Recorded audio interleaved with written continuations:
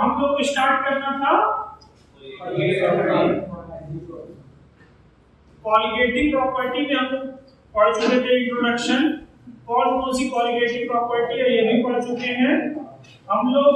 Relative lowering of vapour pressure तक complete कर चुके हैं। आज हम लोग स्टार्ट करेंगे एलिवेशन इन बॉइलिंग पॉइंट। ठीक है, तो हमारा टॉपिक है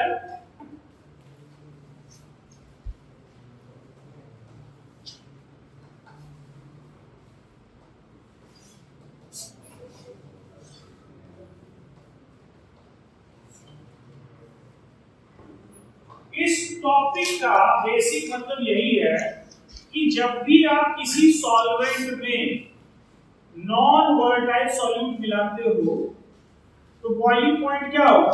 इंक्रीज। सिंपल तो मतलब यही। ठीक है, क्या बोला है कि जब भी आप किसी सॉल्वेंट में सॉल्यूट मिलाओगे तो उसकी बॉइलिंग पॉइंट क्या होगी? इंक्रीज करेगी। कैसे करेगी, क्या क्या फैक्टर्स है वो हम लोग सब देखेंगे। ठीक है, तो पहले हम एक थोड़ा सा डायग्राम देखते हैं।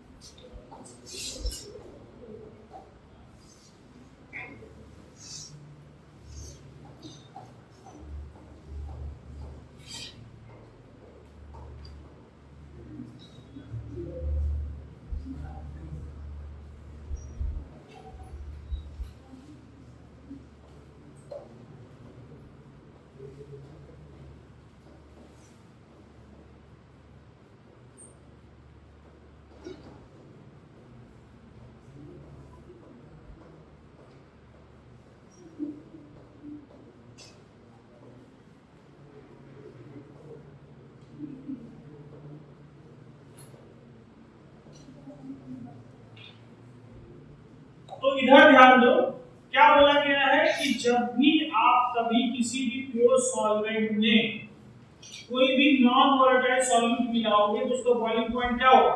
बढ़ेगा। इस चीज को देखते हैं कैसे बढ़ेगा। ठीक है, तो आप देखो ये प्योर पानी है और इसको 100 डिग्री सेल्सियस पे बॉईल करो तो बॉइलिंग पॉइंट क्या होता है? Boiling point must be equal to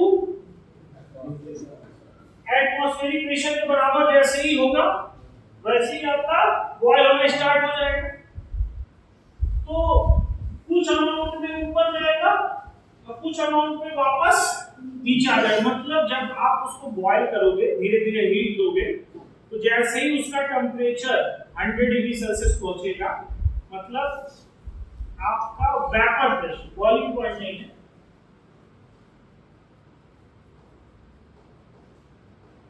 जैसे ही आपका प्योर सॉल्वेंट का वेपर प्रेशर एटमॉस्फेरिक प्रेशर के बराबर होगा वैसे ही क्या होगा? बॉयल होना स्टार्ट हो जाएगा। तो जब बॉयल होना स्टार्ट होगा तो कुछ अमाउंट में जो आपके पार्टिकल्स हैं किसके? सॉल्वेंट के, वो ऊपर जाएंगे as a gas phase, vapour phase में, और कुछ अमाउंट में वो नीचे आ जाएंगे वापस से लिक्विड फेज। तो ये प्रोसेस धीरे धीरे चलेगा और एक ऐसा समय आएगा जितने अमाउंट में जो सॉल्वेंट है वो वेपर फेज में जा रहा है, सेम उतने ही अमाउंट में वेपर में जो सॉल्वेंट है वो वापस कहां आ रहा है? लिक्विड। तो इसका मतलब इक्विलिब्रियम रीच हो गया। तो यहां पे जो पड़ने वाला प्रेशर होगा इस एरिया में, इस एरिया में जो प्रेशर होगा उसको क्या बोलोगे? Pure pressure, pure vapour pressure. वो किसके बराबर होगा? 180 के बराबर होगा। अब क्यों कह रहे हैं कि जब आप किसी सॉल्वेंट में सॉल्यूट मिला दोगे उसकी बॉइलिंग पॉइंट क्या हो जाएगी? बढ़ जाएगी। क्यों? देखो, आपने किसी पानी में एक नॉन वोलेटाइल सॉल्यूट ए मिलाया, पानी में क्या मिलाया? नॉन वोलेटाइल सॉल्यूट ए मिलाया। तो जैसे ही जब आप उसमें मिलाओगे तो सरफेस पे ए के भी पार्टिकल है और पानी के भी पार्टिकल है। तो सरफेस पे ए के भी पार्टिकल और पानी के। तो जैसे 100 डिग्री सेल्सियस पहुंचेगा इस मिक्सचर यानी सॉल्यूशन का टेंपरेचर, तो वही पार्टिकल सिर्फ वेपर फेज में जाएंगे जो के होंगे और सिर्फ सॉल्वेंट के ही जाएंगे, क्योंकि जो सॉल्यूट है वो क्या है, नॉन वोलेटाइल। आराम से समझना, ठीक है। 100 डिग्री सेल्सियस पे दोनों को हीट किए तो इसके पार्टिकल ज्यादा ऊपर है, क्योंकि सिर्फ इसी के पार्टिकल थे सरफेस पे।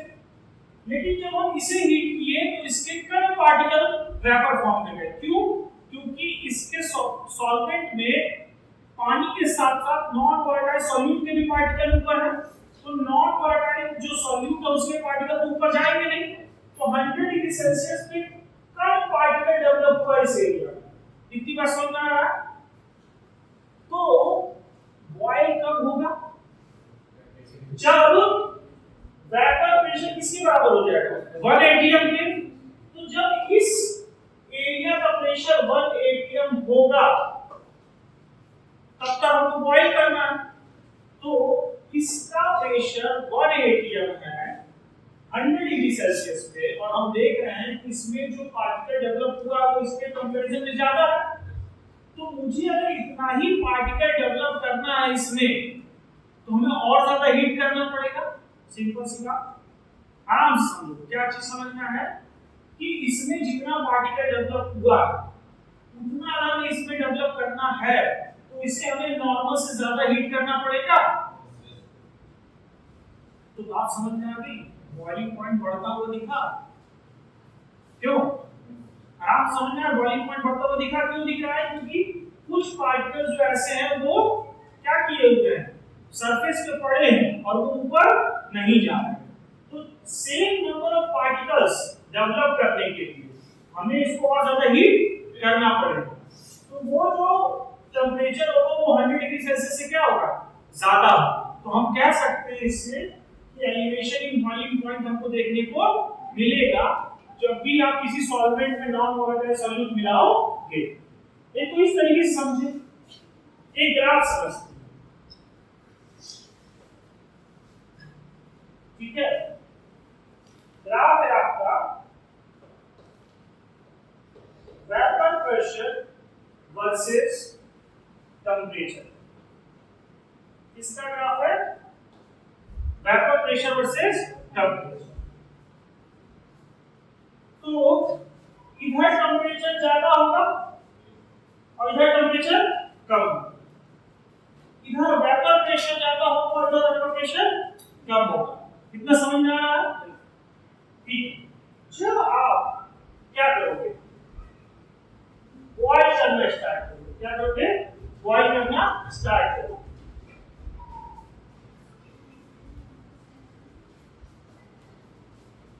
तो ये वो पॉइंट है जो कि इसका प्रेशर क्या हो रहा है, 1 atm हो रहा है, एक एटमॉस्फेरिक प्रेशर। तो वेपर प्रेशर जब प्योर लिक्विड का 1 atm प्रेशर पे हो जाए तो टेंपरेचर कितना है, TB नॉट क्या है, TB नॉट का मतलब pressure of pure solvent. Pure solvent का प्रेशर है। हम क्या किए, नॉर्मल सॉल्वेंट को धीरे धीरे हीट करते हैं तो उसका वेपर प्रेशर भी बढ़ता गया। ग्राफ आराम समझना, टेंपरेचर हमने जैसे जैसे बढ़ाया वैसे वैसे वेपर प्रेशर क्या होगा, बढ़ता गया। और वेपर प्रेशर जैसे ही 1 atm के बराबर हुआ वैसे ही इसका क्या होगा, बॉइलिंग स्टार्ट होगा। ठीक। अब क्या होगा, आपने क्या मिलाया, सॉल्वेंट मिलाया। क्या मिलाया? सॉल्वेंट में आपने नॉन वोलेटाइल सॉल्यूट मिलाया।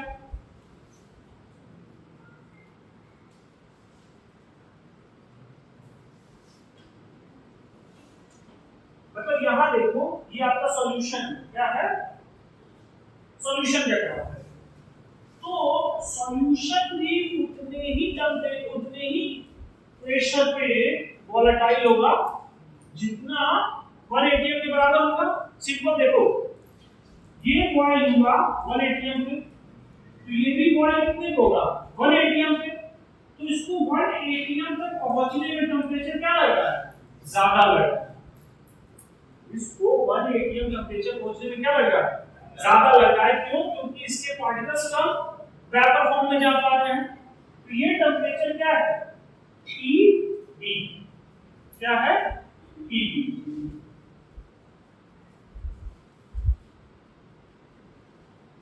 ये आपका है TB नॉट है, और ये क्या है? T। आराम समझो, ठीक है।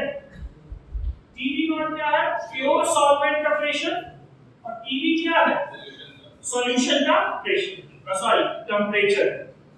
एक बार और समझने की कोशिश करो इस ग्राफ से। जैसे आपने हीट किया तो यहाँ पे वेपर डेवलप हो रहा था, तो हीट किया तो प्योर सॉल्वेंट का वेपर डेवलप हो रहा है। जैसे यहाँ का प्रेशर यानी P नॉट, जैसे यहाँ का प्रेशर P नॉट किसके बराबर होगा? 1 atm के बराबर होगा, वैसे ही ये क्या होने लगेगा? बॉयल होने लगेगा। ठीक। फिर आपने यहाँ देखा कि आप 100 डिग्री सेल्सियस पर यहाँ पे पार्टिकल जो डेवलप हो रहा है वो इसके कंपैरिजन में कम है।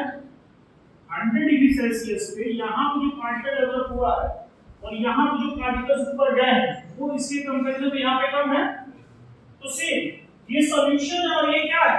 Pure solvent. ये सॉल्यूशन है, ये प्योर सॉल्वेंट। और जब आप इसको हीट कर रहे हो धीरे धीरे, तो इसका वेपर प्रेशर जब 1 atm होना था तो उसको कितनी हीट लगेगी? ज्यादा है।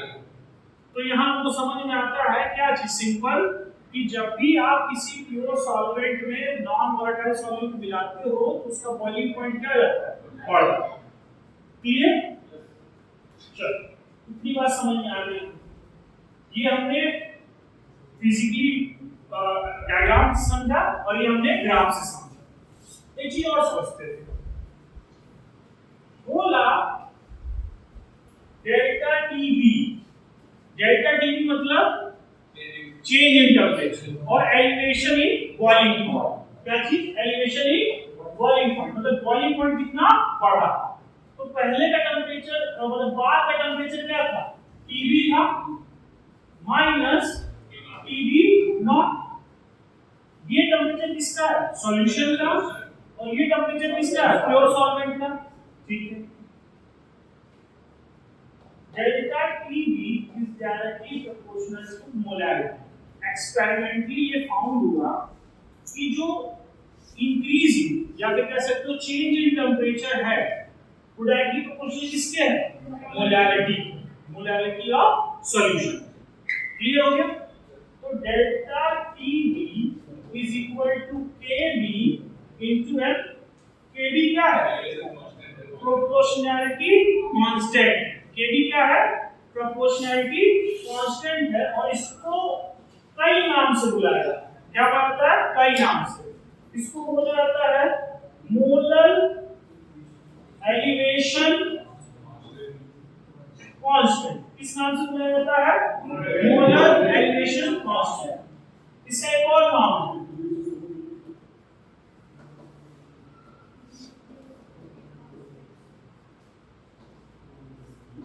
इबियोस्कोपिक कांस्टेंट भी बुलाया जाता है। इसको एक और नाम से बुलाया जाता है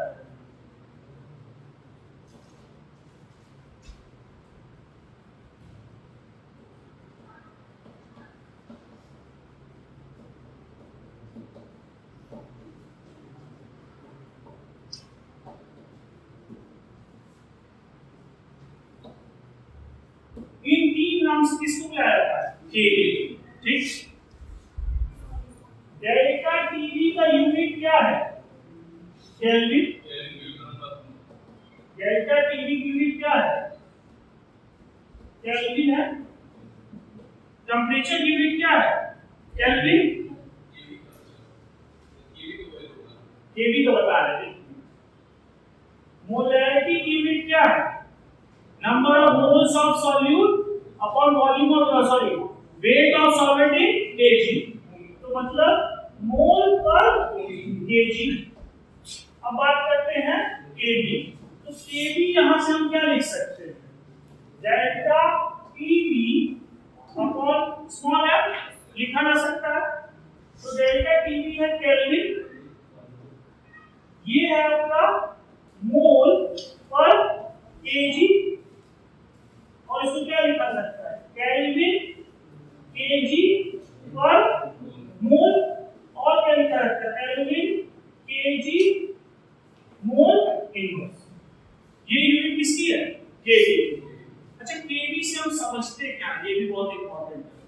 सारे न्यूमेरिकल में आपके डायरेक्ट इसी पे लग जाएंगे अगर आप केवी का मतलब समझ गए। अब तो केवी का मतलब क्या है थोड़ा सा समझते हैं और इसी एरिया में समझते हैं, ठीक है। सपोज करो वाटर का जो केवी है, किसका केवी, वाटर, वो 0.52 केल्विन केजी पर मोल है, इसका वाटर का। और मैं चाहूंगा आपको इसको याद करें, किसका है, वाटर। तो इससे हम क्या समझते हैं, मतलब इसका मीनिंग क्या है भाई, इतना इतना नाम रखा गया है, इतना यूनिट हो गया, इससे हम समझे क्या, इससे हम समझे कि 1 मोल solute in 1 kg solvent, अगर आप 1 मोल सॉल्यूट 1 kg सॉल्वेंट में मिलाते हो तो डेल्टा टीवी कितना होगा, 0.52। बात समझ आई, सिंपल समझना। अगर आप 1 मोल 1 केजी सॉल्वेंट में मिलाते हो तो जो टेम्परेचर में इंक्रीमेंट होगा वो कितना होगा, 0.52 केल्विन। तो मतलब अगर आप 2 मोल मिलाओगे तो दुगना हो जाएगा, 3 मोल मिलाओगे तो तिगुना हो जाएगा। बात समझ में आ रहा? तो इस तरीके से छोटे छोटे क्वेश्चन न्यूमेरिकल के इसके बेसिस पे भी लग सकते हैं अगर वो केवी के कांसेप्ट में पूछता है। ये बात पता थी, सिंपल है ना। क्या बोला है, इस फॉर्मूले से ही वो चीज आई है। क्या बोला है कि 1 मोल सॉल्यूट अगर आप 1 केजी सॉल्वेंट मिलाते हो तो जो टेम्परेचर में बढ़ोतरी होगी वो कितनी होगी, 0.52 केल्विन होगी। क्लियर हो गया, तो दुगना हो जाएगा। यूनिटी मेथड ना, 1 मोल के लिए इतना और 2 मोल के लिए दुगना। बात समझना है, चलो ये चीज समझना है, ठीक। अच्छा, इस इक्वेशन पे अब चलते हैं, थोड़ा इस पे थोड़ा सा काम करते हैं। तो delta TB is equal to KB into ये है, क्लियर। अच्छा, इसका हमें हेल्प ये भी है कि हम लोग निकालते हैं molar mass of unknown solute. क्या निकालना होता है, molar mass of unknown solute. तो कैसे निकालेंगे, देखो हमें m क्या होता है,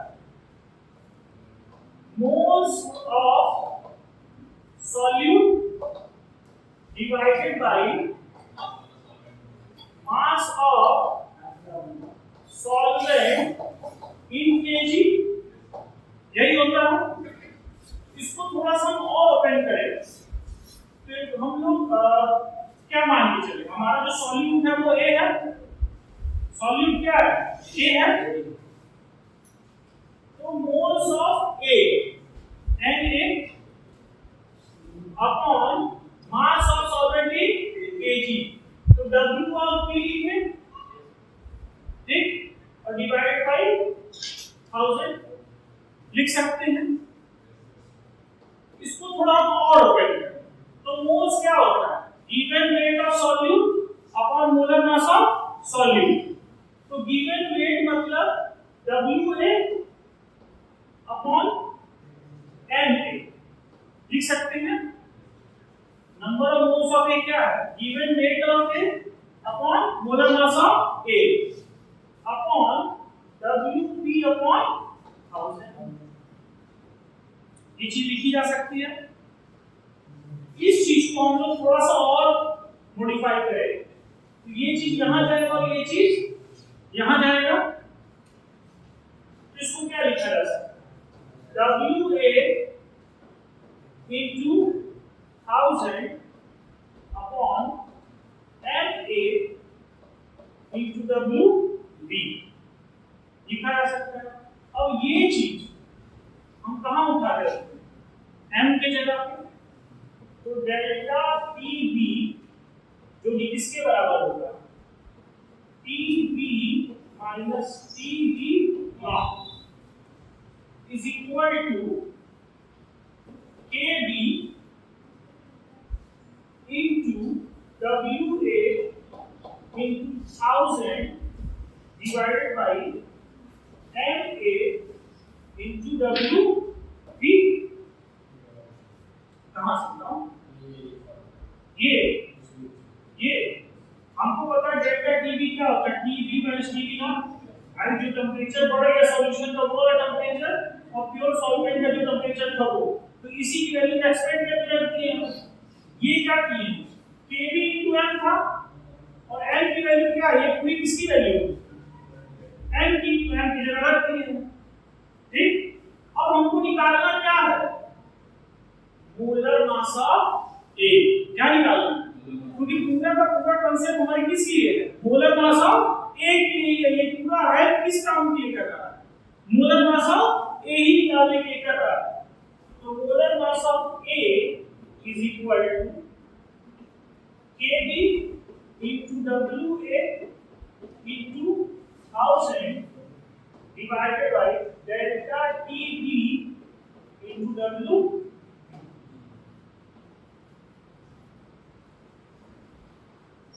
ये हो गया।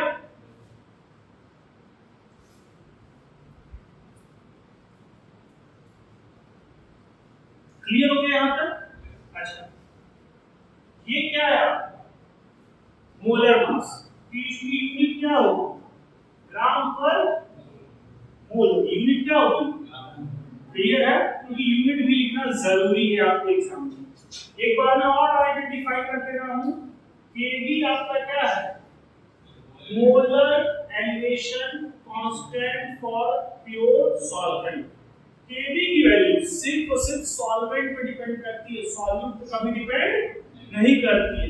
तो मतलब अगर आप सेम सॉल्वेंट यूज कर रहे हो तो केबी की वैल्यू हमेशा सेम होगी, कभी चेंज नहीं। डब्ल्यू क्या है, गिवन रेट ऑफ सॉल्यूट, कितना ग्राम सॉल्यूट आप मिला रहे हो सॉल्वेंट में। Delta TB change in temperature कितना देखने को मिला, और डब्ल्यूबी क्या है, रेट ऑफ सॉल्वेंट। तो हम लोग अगर ग्राम में होगा तो ऑलरेडी 1000 से मल्टीप्लाई हो गया, केजी में होगा तो 1000 घटा करके लिख लो, कोई दिक्कत नहीं। चलो एक थोड़ा सा और बढ़ते हैं आगे, इंपॉर्टेंट चीज है। सपोज तो केबी निकालना हो गया, पूछा कि भाई कोई थोड़ा सा एडवांस क्वेश्चन पूछा, उसमें कहा कि केबी कैसे निकालेंगे। तो केबी होता है R into T B nought का स्क्वायर अपॉन 1000 इनटू एल। समझो R क्या है, यूनिवर्सल गैस कांस्टेंट है, Tb नॉट क्या है, प्योर सॉल्वेंट का बॉइलिंग पॉइंट, और Lb क्या है, लेटेंट हीट ऑफ वेपोराइजेशन पर ग्राम ऑफ सॉल्वेंट। क्या है, लेटेंट हीट ऑफ वेपोराइजेशन पर ग्राम ऑफ सॉल्वेंट। अब इसको अगर मैं देखूं तो Lb होता है delta V H upon Ma। क्या होता है, delta VH enthalpy of vaporisation upon molar mass of A, sorry A नहीं B। A तो हमारे यहाँ पे सॉल्यूट, और इसका मतलब सॉल्यूट से कोई लेना देना इसका नहीं, B। क्लियर, इस वैल्यू को जब यहाँ रखोगे तो ये फार्मूला क्या बन जाएगा, Kb = R * Tb नॉट का whole square into Mb upon 1000 into delta VH। ठीक, R क्या है, यूनिवर्सल गैस कांस्टेंट है, जिसकी वैल्यू 8.314 होगी जूल पर केजी मोल, सॉरी जूल पर केल्विन मोल। नहीं बताइए 0.0821 तब लोगे जब वो एटीएम लीटर में होगा। यहाँ एटीएम लीटर से कोई लेना देना नहीं है, यहाँ तो सारी चीज किसकी है, ये तो एनर्जी है, एनर्जी को जूल में लोगे तो वर्क डन जैसा कुछ है नहीं कि भैया एटीएम लीटर में ले लिए, वो होगी जब वो वर्क डन के केस में होगा या फिर यूनिट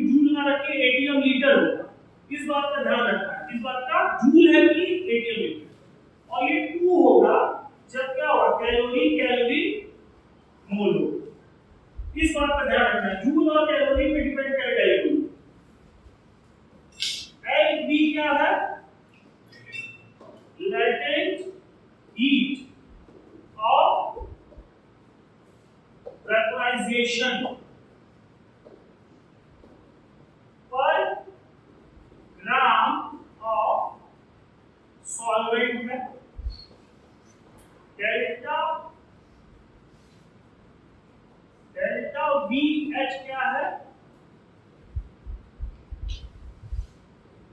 enthalpy of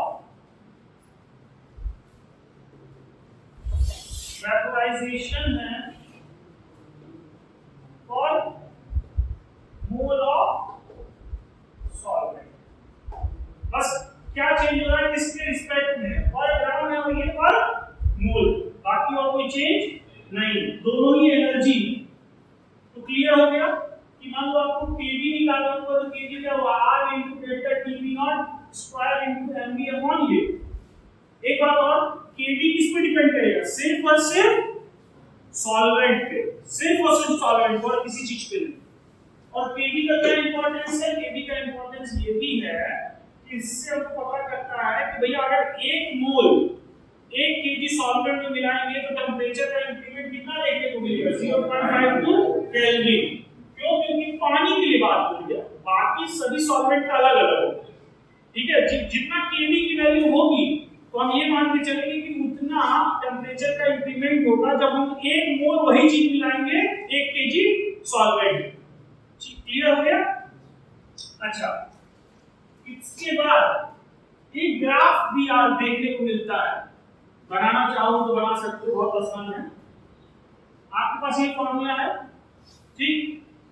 उसके बाद ये फॉर्मूला क्या होता है? Delta TB is equal to KB into M. इसको लिखा जा सकता है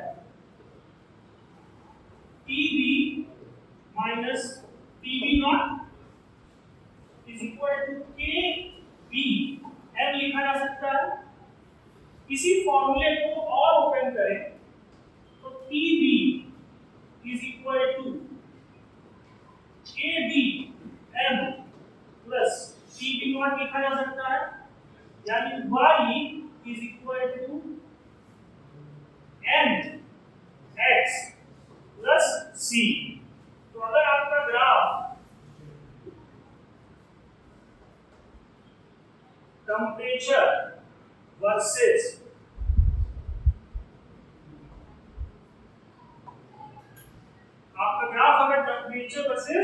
मोलैरिटी का है तो टेम्परेचर y एक्सिस पे है और ये मोलैरिटी x एक्सिस पे है और डेल्टा टीवी क्या है? इंटरसेप्ट। तो ये स्लोप केवी की वैल्यू क्या लिख रही है पानी के लिए? पॉजिटिव है, तो ये स्लोप ऊपर जाएगा, पॉजिटिव है यानी ऊपर जाएगा। स्ट्रेट लाइन को फॉलो कर रहा है यानी स्ट्रेट लाइन होगा पहली चीज। और दूसरी चीज c की वैल्यू क्या है? डेल्टा v नॉट, मतलब कोई यहां पे होगा, इस पूरे की वैल्यू क्या होगी? tv नॉट, और यहां से हमारा ग्राफ ऊपर जाएगा। ये ग्राफ किसके बेसिस पे बना है? इसके बेसिस पे। तो इसके बेसिस पे ये ग्राफ किसका है? ये ग्राफ शो कर रहा है वेपर प्रेशर वर्सेस टेंपरेचर। कैसे टेंपरेचर बढ़ाओगे तो सॉल्वेंट का वेपर प्रेशर बढ़ेगा और सॉल्यूशन का कैसे वेपर प्रेशर बढ़ेगा। ये पॉइंट है जहां ये दोनों किससे मिल रहे हैं? 1 atm से मिल रहे हैं। किससे मिल रहे हैं? क्योंकि वेपर प्रेशर जैसे एटमॉस्फेरिक प्रेशर के बराबर होगा वैसे ही बॉइलिंग स्टार्ट होगी। तो मुझे लगता है जितना कवर करना था रेगुलेशन इन बॉइलिंग पॉइंट से उतना हम सब इसमें कवर कर दिए हैं। जहां भी आपको लगता है कि कोई डाउट है तो अभी पूछ लो, बाकी जो ऑनलाइन देख रहे हैं वो कमेंट सेक्शन में पूछ सकते हैं। ठीक है, तो समझ में आ रहा होगा। कुछ क्वेश्चन इसके बेसिस पर रख जाएंगे, कुछ क्वेश्चन यहां से रख जाएंगे। अगर आप चीजें समझते हो क्या ही पूछिए। ठीक है, तो नोट कर लो।